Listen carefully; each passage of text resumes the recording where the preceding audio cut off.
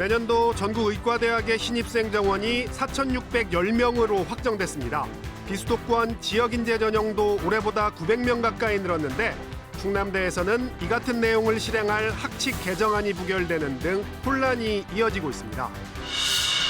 최태원 SK그룹 회장과 노소영 아트센터 나비관장의 이혼 소송 항소심 결과 재판부는 최 회장이 노 관장에게 위자료 20억 원, 재산 1조 3,800억 원을 나눠주라고 판결했습니다. 22대 국회 임기가 오늘 시작됐습니다. 여야는 임기 첫날인 오늘부터 특검법을 중심으로 날선 공방을 벌였습니다. 대전 중앙로지하상가 경쟁 입찰에 반발해 상인들이 낸 입찰 중지 가처분 신청에 대해 법원이 기각 결정을 내렸습니다. 대전시는 곧바로 개찰 절차에 돌입했습니다.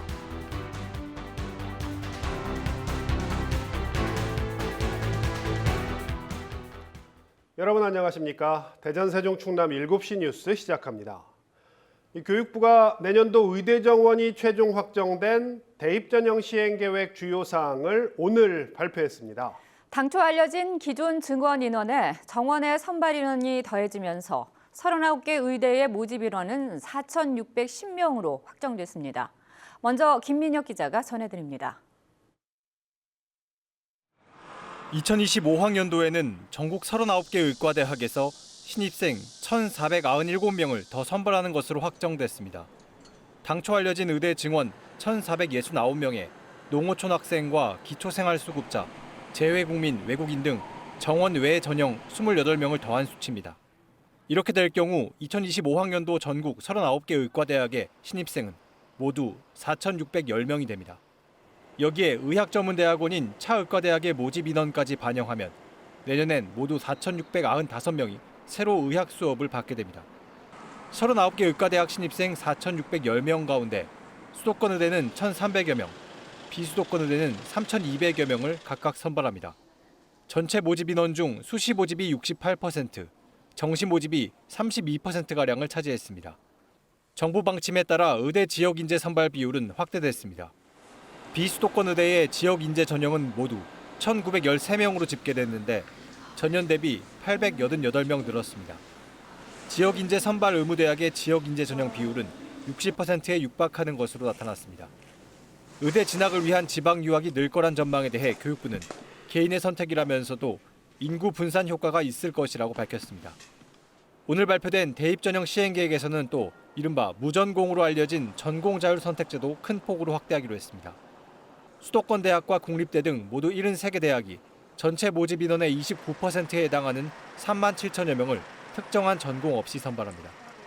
이는 지난해보다 약 4배 가까이 늘어난 것으로 이들 학생은 대학에 입학한 뒤 의료 보건 계열과 사범 계열을 제외한 분야에서 자율적으로 전공을 선택하게 됩니다. KBS 뉴스 김민혁입니다. 교육부가 오늘 의대 증원을 포함한 내년도 입시 전형 시행 계획을 확정 발표했지만 곳곳에서 학칙 개정을 둘러싼 잡음이 일고 있습니다. 일부 국립대에 이어 충남대도 학칙 개정에 실패했는데 대학 측은 이와는 별개로 증원된 입시 요강을 발표하는 등 예정대로 대입 전형에 나설 계획입니다. 정부의 증원 강행 공세에 의사와 전공의 등은 촛불 시위에 나서며 반발 수위를 높이고 있습니다. 박병준 기자입니다. 학생 의견 무시하는 의대 증원 중단하라! 중단하라! 검은 옷을 입은 300여 명이 대학 본부 안팎을 둘러싸고 구호를 외칩니다. 의대 정원을 늘리는 내용의 학칙 개정에 반발하는 의대생과 전공의 의대 교수들입니다. 의학교육 그리고 전체 의학교육에 대한 의료 행정 모두 파행ing, 파국으로 이르지 않을까 그런 걱정이 저희가 상당히 큽니다. 의대생 등의 반발 속에 충남대 평의원회는 찬성 8, 반대 10, 기권 2표로 학칙 개정을 부결시켰습니다. 비슷한 시각 정부는 충남대 의대 158명 증원을 포함해 전국 39개 의대의 증원을 확정 발표했지만 정작 학교에서 변수가 생긴 겁니다. 충남대는 학칙 개정 없이도 의대 증원분을 반영할 수 있다며 예정대로 내일 입시 요강을 발표한다는 계획입니다. 이후 이 부결된 개정안을 총장 직권으로 공포하거나 대학 평의원회에 재논의를 요구할 것으로 예상됩니다. 학칙 개정과 입시 요강은 별개의 문제로 학칙 개정은 추후에 개정이 돼도 문제가 없을 걸로 판단되고 있습니다. 의대 증원을 둘러싼 혼란이 막판까지 지속되는 가운데 대전시 의사회 소속 의사 등은 잠시 뒤인 저녁 8시부터 대전 둔산동 일대에서 촛불 집회를 열고 여론전에 나설 계획입니다. KBS 뉴스 박병준입니다. 이 세계의 이혼으로 불렸던 최태원 SK그룹 회장의 이혼 소송 항소심 결과가 나왔습니다. 재판부는 최 회장이 전 부인인 노소영 관장에게 위자료 20억, 재산 1조 3,800억 원을 나눠주라고 판결했는데 1심에 비해 재산 분할 액수가 20배 넘게 늘었습니다. 보도에 이호준 기자입니다. 최태원 SK그룹 회장이 노소영 아트센터 나비관장에게 이혼에 따른 재산 분할로 1조 3천억 원이 넘는 금액을 지급하라는 2심 판결이 나왔습니다. 이혼 소송이 시작된 지 4년 6개월 만, 1심 판결 이후 1년 6개월 만입니다. 서울고등법원 가사 2부는 두 사람이 이혼하고 최 회장이 노 관장에게 위자료 20억 원, 재산의 35%인 1조 3,800억 원을 분할하라고 판결했습니다. 재산 분할 금액은 1심 665억 원에서 20배 이상 크게 늘었습니다. 재판부는 1심과 같이 유책 배우자는 최 회장이라고 명시했습니다. 재판부는 최 회장이 노 관장에게 보낸 편지에 내가 김희영 이사장을 이혼하게 했다, 아이도 낳게 했다고 밝혔다면서 혼인관계를 존중하면 도저히 할 수 없는 걸 했다고 비판했습니다. 이어 노 관장이 정신적 충격으로 유방암 판정을 받은 거로 판단된다고 설명했습니다. 재판부는 노 관장 측이 주장한 노태우 비자금 유입 주장도 받아들였습니다. 재판부는 노 전 대통령 비자금 300억 원이 최종현 선대회장에게 넘어갔다면서 노 전 대통령이 SK그룹의 보호막, 방패막 역할을 했다고 인정했습니다. 앞서 1심 재판부가 최 회장의 SK그룹 주식을 두고 증여 상속으로 형성된 특유 재산이라며 재산 분할 대상에서 제외했지만 2심 재판부는 노 관장의 손을 들어준 셈입니다. 최 회장과 노 관장 모두 2번의 변론에 참석했지만 선고기일에는 나오지 않았습니다. 혼인의 순결과 일부 일처제주의에 대한 헌법적 가치를 깊게 고민해 주신 아주 훌륭한 판결이라고 그렇게 생각합니다. 양측이 이번 판결을 받아들이면 36년간의 결혼 생활은 마무리되지만 한쪽이라도 상고하게 된다면 대법원에서 또 한 번 치열한 법정 다툼이 이어질 전망입니다. KBS 뉴스 이호준입니다. 자율주행 핵심 기술을 중국에 유출해 항소심에서 징역 2년을 선고받은 카이스트 교수에 대해 대법원이 원심을 확정했습니다. 이 교수는 중국 정부의 해외 인재 영입 프로젝트인 천인 계획에 참여하기도 했습니다. 현예슬 기자입니다. 자율주행차의 핵심 기술을 중국에 유출한 혐의를 받는 카이스트 교수 A씨에게 실형이 확정됐습니다. 대법원 일부는 산업기술 유출 방지 및 보호에 관한 법률 위반 등 혐의로 기소된 A씨의 상고심에서 징역 2년의 실형을 선고한 원심 판결을 확정했습니다. 앞서 A씨는 2017년 중국의 해외 고급 인재 유치 계획인 천인 계획에 외국인 전문가로 선정됐습니다. 이후 A씨는 카이스트에서 자율주행차 라이다 관련 기술 연구 과제를 수행하며 자료 등 72개 파일을 중국 연구진에게 공유한 혐의를 받습니다. 국가정보원은 A씨가 관련 자료를 중국 현지 대학 연구원 등에게 누설한 혐의 등을 적발했고 검찰 수사 끝에 재판에 넘겨졌습니다. 1심 재판부는 A씨에게 비밀 유지 의무가 있었다면서도 개인적으로 얻은 이익 규모가 크지 않다며 징역형의 집행유예를 선고했습니다. 하지만 2심은 모든 혐의를 유죄로 인정했습니다. 2심 재판부는 라이다 기술은 국가 핵심 기술로 선정돼 보호할 만한 가치가 충분하다며 징역 2년을 선고하고 A씨를 법정 구속했습니다. 또 기술 유출 정황이 드러난 이후에도 천인계획 계약서 제출을 거부하는 등 1심에서 무죄로 본 업무방해 혐의도 유죄로 판단했습니다. 대법원은 원심의 판단에 법리를 오해한 잘못이 없다고 보고 징역 2년을 확정했습니다. KBS 뉴스 현예슬입니다. 22대 국회 임기가 오늘 시작됐습니다. 민주당의 첫날 해병대원 특검법을 재발의하는 등 여야는 임기 시작부터 특검법을 중심으로 날선 공방을 벌였습니다. 이 보도에 김진호 기자입니다. 더불어민주당은 21대 국회에서 폐기된 해병대원 특검법을 오늘 시작된 22대 국회에서 다시 발의했습니다. 의원총회를 열어 당론 1호 법안으로 채택하고 발의했습니다. 기존 특검법안에서 특검 추천 방식을 바꾸고 수사 대상과 업무 범위를 확장하는 내용을 담았습니다. 정의는 반드시 승리할 것입니다. 저희 민주당은 국민과 함께 최해병 특검법을 반드시 끝까지 관철해 내겠습니다. 민주당은 또 이른바 민생회복지원금 지급을 위한 특별조치법도 당론으로 채택해 발의했습니다. 금액은 25만 원에서 35만 원 범위 안에서 소득에 따라 차등 지급하는 내용이 들어갔습니다. 국민의힘은 22대 국회에서는 극단의 정치를 끊고 합의의 정치로 나아가자고 밝혔습니다. 특검법과 관련해서는 입법권 남용이라며 야당이 앞에서는 민생을 말하면서 뒤에서는 방탄에만 골몰한다고 비난했습니다.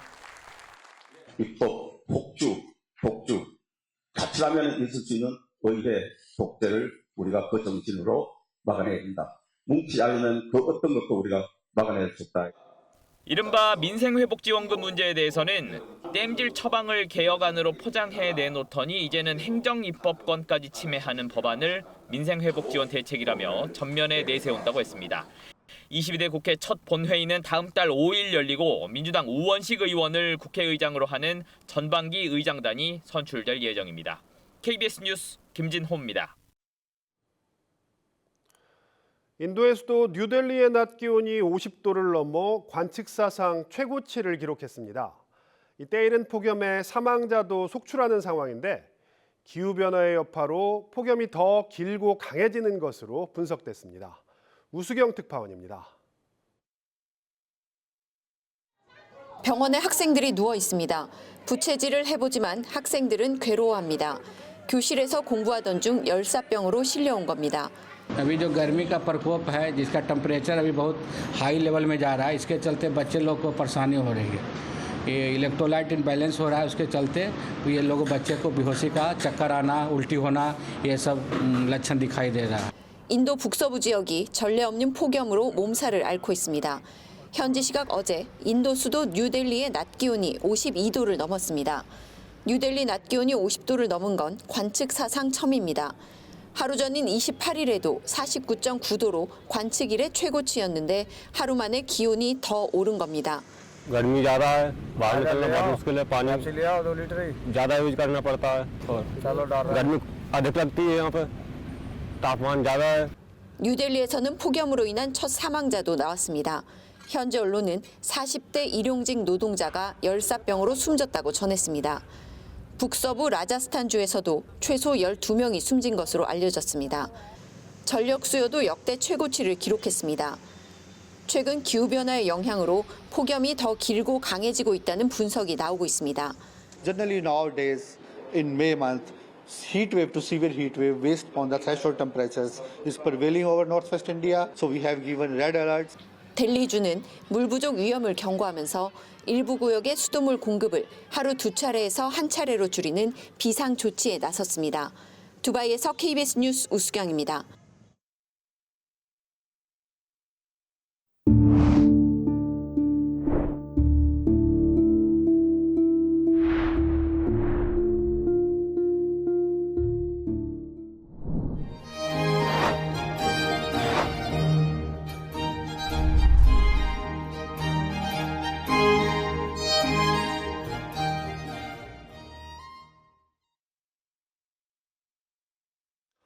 네, 짧은 영상 먼저 보셨는데요. 기후 재앙의 시대, 이 문학에도 이 같은 환경 변화에 주목하고 있습니다. 이 기후 위기 속에 사라져가는 사계절의 부활을 바라고 또 연주하는 이색적인 음악회가 열린다고 하는데요. 앙상블 자연의 소리 방석준 대표와 이야기 나눠보겠습니다. 대표님 어서 오십시오. 네, 안녕하세요. 네, 반갑습니다. 네, 자, 반갑습니다. 지난해 북극곰을 위한 사계라는 이름으로 첫 환경사랑 음악회가 열렸고요. 네. 올해가 두 번째라고 들었습니다. 네. 예, 이 환경사랑 음악회 취지라고 해야 될까요? 어떤 계기로 준비하게 되신 겁니까? 네, 이 음악과 환경이라는 게 서로 이제 연결점을 찾는다는 것이 좀 생경스러운 작업인 것 같은데요. 네, 네. 사실은 이 예술을 통해서 환경 문제 또 환경 의식을 높이는 것이 굉장히 소프트하게 환경 문제에 접근시킬 수 있는 대중을 네. 좋은 방법이 될 수 있겠다 생각해서 이거를 시작을 했고 네. 작년에 첫 번째 환경사랑 음악회는 그 북극곰을 위한 사계 네. 그러니까 멸종 위기 종들을 그 구하는데 우리가 방점을 찍고서 음악회를 했다면 네, 네. 이번에는 이제 탤런트 김미숙 씨가 이제 사회를 보는 네. 그런 음악회로 꾸몄는데 이 우리 모든 사람들의 각자의 탤런트를 네. 이젠 기후 위기 극복을 위해서 내놓자. 네. 이런 취지로 이것을 하게 됐고요. 네. 그다음에 이 그 앙상블 자연의 소리 네. 이 앙상블은 대전에 있는 그 젊은 음악가들입니다. 지역의 젊은 연주자들이고요. 예, 예. 네. 이분들이 이젠 그 지구의 그 고통 네. 이걸 귀 기울여 들어보고 예술도 이 지구의 고통을 좀 덜어줄 수 있는 네. 그런 역할을 좀 해보자 해서 이 앙상블을 조직을 했고 네. 또 해마다 이렇게 재밌게 그 연주회를 하고 있습니다. 지역의 젊은 연주자들의 모임이라고 하셨는데 사실 개인적으로 더 눈이 가는 건 KBS 클래식 FM의 명 DJ였던 김미숙 씨입니다. 사실 저도 팬이었는데 네. 이번에 공연 가면 그 특유의 차분하면서도 우아한 목소리로 이렇게 곡 설명 들을 수 있는 겁니까? 그렇죠. 네. 그 곡 설명은 물론 뭐 잘 하시지만 네. 또 우리들이 이제 그 환경에 대해서 어떤 생각들을 갖고 또 어떻게 행동을 해야 되는 건지 네, 네. 그런 것들에 관해서 차분하게 네. 관객들과 함께 깊이 생각해 볼 수 있는 네. 그런 그 멘트들을 준비해서 진행을 하시게 됩니다. 네. 또 그분이 뭐 KBS 클래식 FM의 김미숙의 가정음악으로 굉장히 네, 네. 유명했었고 그래서 잘 알려지신 분인데 네. 저희가 섭외를 할 때도 본인도 자기가 기후위기 극복을 위해서 일조할 네. 수 있는 기회가 되는 것 같다 해서 네. 기꺼이 이 어렵게 대전에 내려오시겠다 해서 이렇게 출연을 하시게 됐습니다. 흔쾌한 마음으로 내려와 주셨군요. 네. 자, 프로그램을 제가 좀 보니까 비발디의 사계를 집중적으로 선을 보이시더라고요. 사실 뭐 저처럼 클래식을 잘 모르는 사람도 비발디의 사계, 뭐 베토벤의 운명 정도는 알고 있거든요. 네. 구체적인 프로그램 내용도 한번 좀 설명을 해주시죠. 예. 그 비발디의 사계 하면은 굉장히 쾌활하고 명랑한 음악으로 그렇죠. 다들 좋아하시죠. 네, 네. 비발디가 이제 사계 협주곡이라고 봄, 여름, 가을, 겨울 이렇게 작곡을 했는데 네. 비발디가 이 곡을 작곡한 시기가 18세기 초입니다. 네. 그건 18세기 초라면 1700년대 초인데 예. 그 산업혁명 이전 시대죠. 네. 그래서 이 지구의 온실가스가 대량으로 배출되기 이전, 그러니까 지구가 아프기 전. 예, 네, 네. 지금보다 300년 전. 네, 네. 그 300년 전에 건강하고 뚜렷했던 사계절을 비발디가 이제 오선지에 네. 묘사를 해놓은 음악인데 네. 그것을 이제 저희들이 감상을 하면서 그때 당시에 그 건강했던 사계절로 돌아가자는 그런 염원 네. 이런 걸 담아서 이제 연주도 하고 관객 여러분들도 그렇게 감상을 하시고 생각을 하시고 할 수 네. 있게 그렇게 꾸몄고요. 네. 그 다음에 이젠 또 비발디가 뭐 사계만 작곡한 게 아니라 굉장히 많은 그렇죠. 작품을 남겼죠. 네. 그래서 플루트 협주곡도 연주를 하고 네. 또 성악곡도 있습니다. 비발디가 작곡한 것이 그 세상에 참 평화 없어라라는 그런 성악곡인데 네. 제목을 보면 굉장히 좀 이 비관적인 그런 제목인 것 같은데 네. 그 앞에 이제 그 고통 없이는 고난 없이는 이 말이 빠져 있는 겁니다. 네. 그러니까 어떠한 그 고통이나 고난이 전제되면서 이 네. 세상에 참 평화가 오는 게 가능해진다라는 네. 그런 취지죠. 그래서 이제 기후위기 극복 또한 우리 세대들의 그 불편 감수, 요즘 네. 뭐 자발적인 불편 네, 네. 이런 얘기들 많이 하는데 그런 불편이 있어야만 우리 후손들이 네. 평화롭게 비교적 평화롭게 그나마 네. 그렇게 살 수 있게 된다라는 의미로 이 곡을 선정을 했습니다. 네. 그리고 또 그 바흐의 양들은 한가로이 풀을 뜯고라는 성악곡도 이제 같이 들을 수 있게 하는데요. 네, 네. 굉장히 양들이 초원에서 평화롭게 풀을 뜯는 모습, 우리가 이제 지향해야 될 지구의 네, 모습 네. 아니겠습니까? 그래서 네. 이 곡도 하게 되고, 특히 이번에 이 환경사랑 음악회를 위해서 작곡된 노래가 있습니다. 네, 네, 네. 그 길의 그 빛 2024라는 곡인데, 임형섭 우리 위촉 작곡가가 이제 작곡을 했는데, 네, 네. 기후위기 극복을 위해서 인류가 가는 길에 좀 빛이 좀 비치기를 염원하는 그런 네. 그런 의미로 작곡된 그런 노래입니다. 프로그램 소개를 자세히 해주셨는데 저희가 이제 준비된 시간이 다 돼서 네. 이 공연 수익금은 이제 전액 기부한다고 들었습니다. 앞으로 이 공연 매년 정례화해서 하실 계획이신가요? 예, 그렇죠. 지난해 시작하고 올해 또 하고 내년에도 또 하게 됩니다. 벌써 네. 이제 오늘도 방금 전에 대전에 있는 에너지 관련 공공기관에서 내년에 같이 좀 네. 하자 하는 얘기도 하셨고 네, 또 네. 지역의 기업가 중에서도 자발적으로 네. 좀 같이 협찬해서 참여하고 싶다 이런 얘기도 있고 해서 더 힘을 받고 계속 잘 할 수 있을 것 같습니다. 특히 네. 또 KBS 대전방송총국이 도와주셔서 네. 지역의 음악인들, 지역의 방송국들, 또 지역의 기업들 그리고 와주시는 관객들 이렇게 같이 아주 좋은 음악회가 계속 만들어질 거로 그렇게 생각을 하고 있습니다. 네, 마지막으로 환경사랑 음악회 일정하고 장소 말씀 부탁드립니다. 예, 조금 전에 말씀을 안 드렸는데 이 음악회 수익금은 불이 햇빛발전 협동조합이라는 시민 햇빛발전 협동조합 인증받은 사회적 기업이죠. 거기에 전액 기부를 해서 태양광 발전소를 설치하는 데 쓰이고요.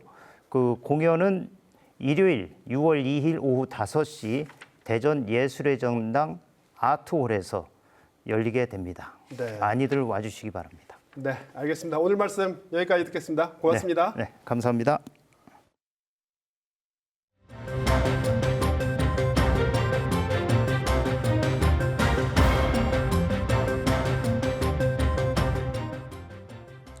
대전 중앙로 지하상가 경쟁 입찰에 반발해 상인들이 법원에 낸 입찰 중지 가처분 신청이 기각됐습니다. 지하상가의 사용허가 기간이 만료된 만큼 대전시가 진행 중인 입찰에 문제가 없다고 판단한 건데요. 이에 따라 개찰이 진행돼 오늘 밤 사이 낙찰자가 선정될 예정입니다. 성용희 기자입니다. 대전시의 중앙로 지하상가 경쟁 입찰을 중단해달라며 상인들이 제기한 입찰 중지 가처분 신청이 기각됐습니다. 대전지법 제1행정부는 어제 오전 대전시와 상인 양측 신문을 마친 뒤 만 하루가 넘는 장고 끝에 대전시 손을 들어줬습니다. 재판부는 지하상가를 위탁 운영해온 중앙로 1번가 운영위원회의 경우 공유재산법상 최대 사용 허가 기간인 30년이 만료돼 가처분 신청으로 보전받으려는 권리가 인정되지 않는다고 밝혔습니다. 또 함께 가처분을 신청한 상인들에 대해서는 사용허가 당사자가 아니므로 역시 보전받을 권리가 없다고도 했습니다. 가처분 신청에 신라 같은 희망을 걸었던 상인들은 실망감을 감추지 못합니다. 이런 결과는 참 납득하기 힘듭니다. 일단은 비대위 소집을 해서 회의를 해봐야 되겠지만 끝까지 투쟁을 해야 되겠죠. 대전시는 곧바로 개찰 절차에 돌입했습니다. 당초 오늘 오전부터 개찰을 시작해 낙찰자를 선정하려고 했지만 법원 결정이 늦어지면서 지연돼 개찰 결과는 오늘 밤사이 공개될 예정입니다. 법과 원칙에 따라서 이번에 확실하게 매듭을 짓는 것이 공유재산을 관리하는 대전시가 해야 될 일이라고 봅니다. 대전시 입장에서는 한 고비를 넘긴 셈이지만 기존 상인들의 재임차 비율에 따라 반발 수위가 달라질 수 있습니다.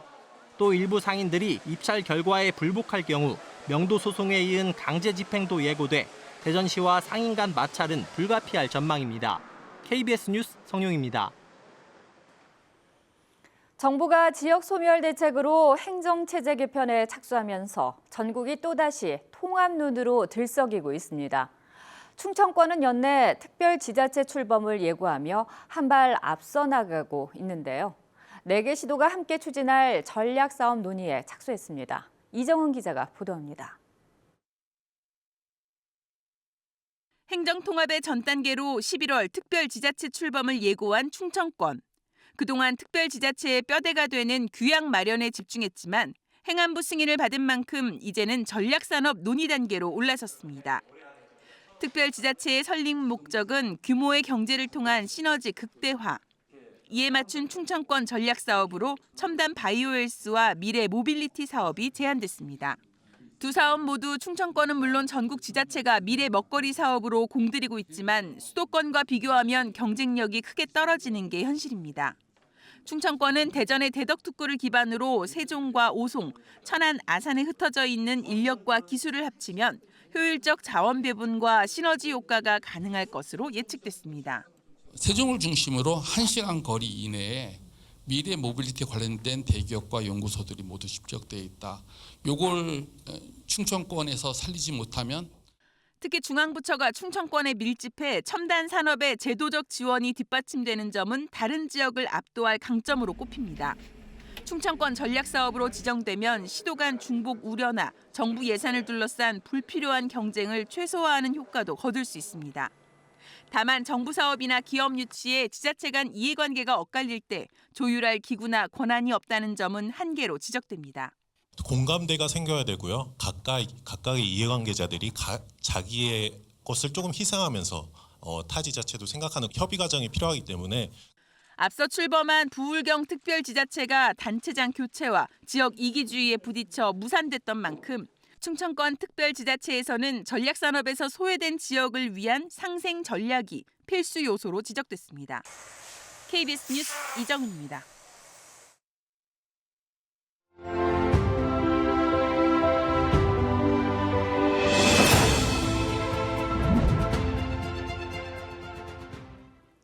지역이 마주한 소멸위기 상황을 돌아보고 해법을 고민하는 연중 기획 순서.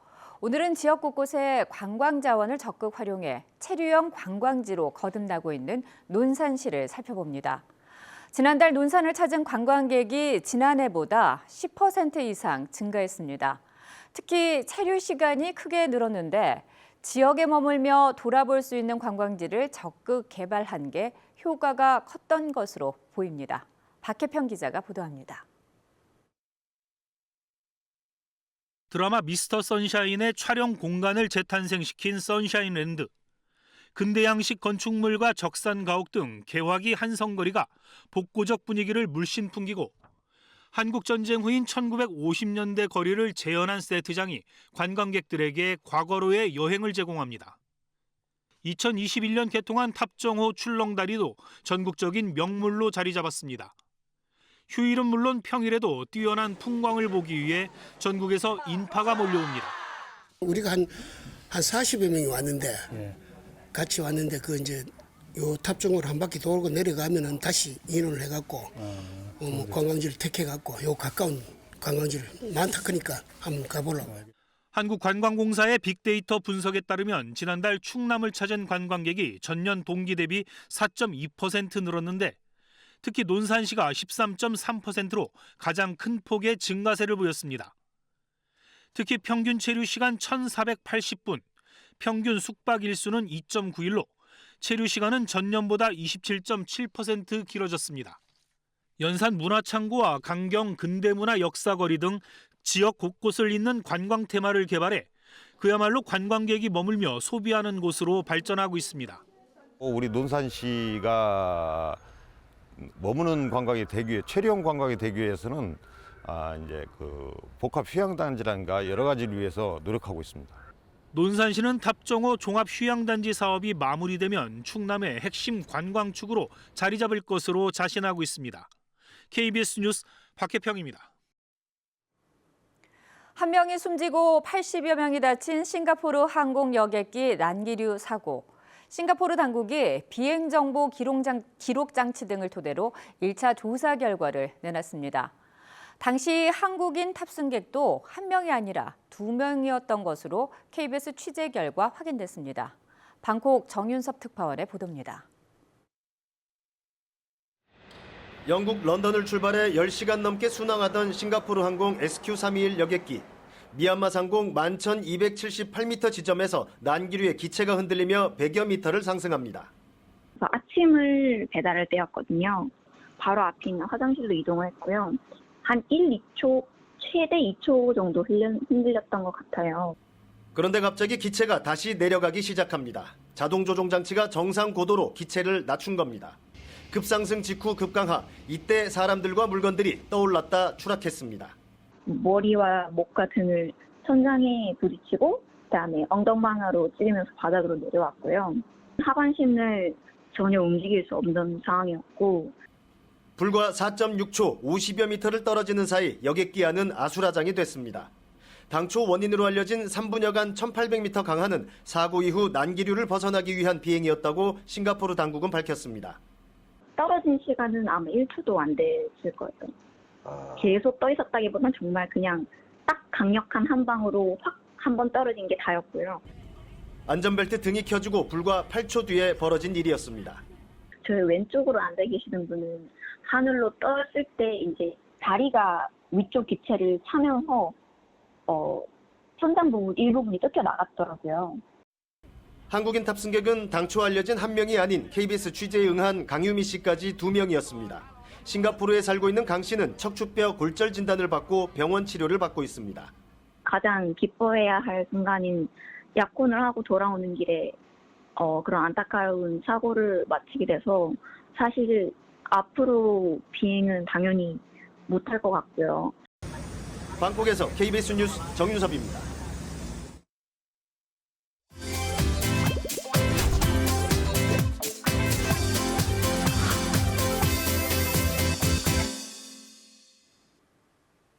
어려운 과학 기사를 쉽게 풀어보는 과학 기사를 부탁해 과기부 순서입니다. 엑소라는 이름으로 활동 중인 과학 커뮤니케이터 이선호님과 함께합니다. 어서 오십시오. 네, 반갑습니다. 자, 오늘은 어떤 과학 기사를 만나볼까요? 네, 영국 런던발 싱가포르행 항공기가 이 난기류로 태국 방콕에 비상 착륙하면서 한 명이 숨지고 70여 명이 다치는 일이 벌어졌는데요. 그 이후 5일 만에 또 카타르 여객기에서 이 난기류 사고가 발생했습니다. 난기류로 인한 사망 사건은 30년 만이라고 하는데요. 그래서 오늘은 난기류에 대한 과학 이야기를 준비했습니다. 네, 사실 저도 그 기사를 접했는데요. 이렇게 며칠 사이에 난기류로 인한 사고가 이어지다 보니 비행기 타기가 두렵다 하시는 분들도 계시더라고요. 그런데 이 난기류는 어떻게 발생을 하는 건가요? 보통 비행기가 다니는 높은 고도에서는 이 공기의 흐름이 일정해 안정적으로 비행을 할 수 있습니다. 이렇게 공기 분자들이 흐트러지지 않고 일정한 방향으로 흐르는 것을 측류라고 하는데요. 그런데 무언가가 이 흐름을 방해하면 공기의 속도와 방향이 달라져 이 공기의 흐름이 불규칙적으로 변하게 되는데 이때 공기가 위아래로 제각각 움직이며 소용돌이가 생기는 것을 난기류라고 합니다. 이런 난기류가 있는 지역을 지날 때 비행기가 흔들리는 건데요.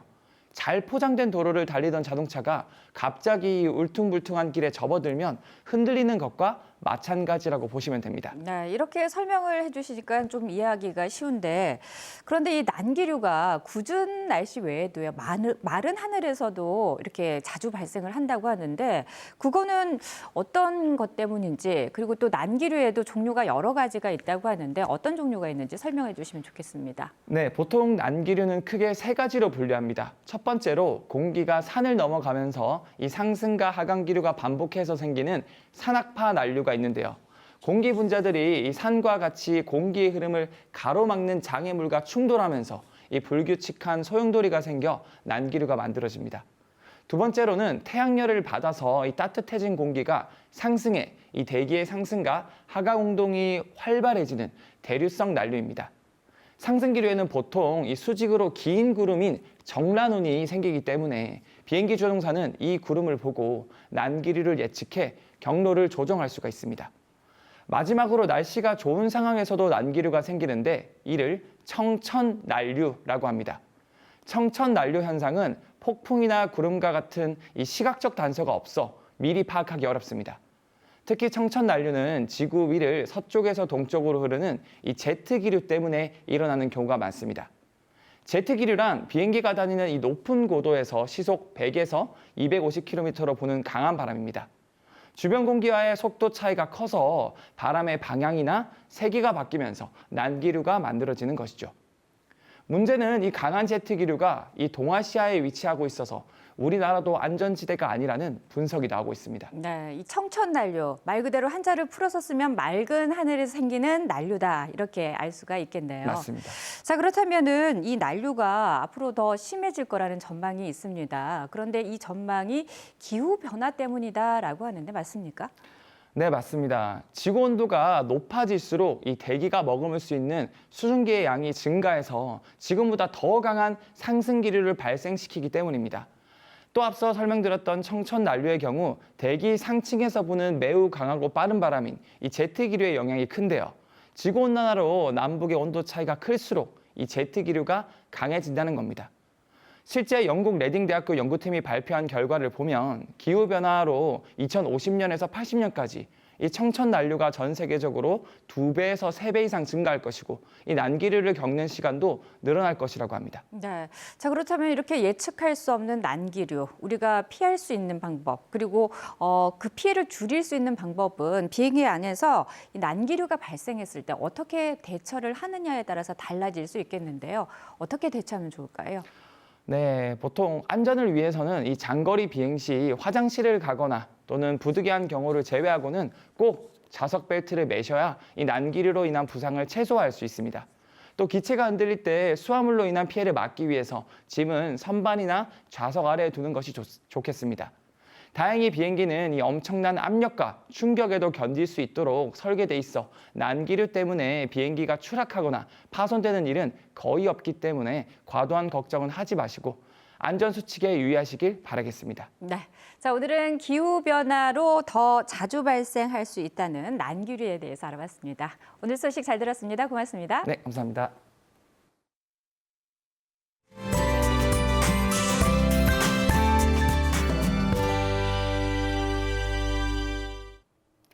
종일 흐린 하늘이 이어지고 있는데요. 오늘 밤까지 산발적으로 빗방울이 떨어지는 곳이 있겠습니다.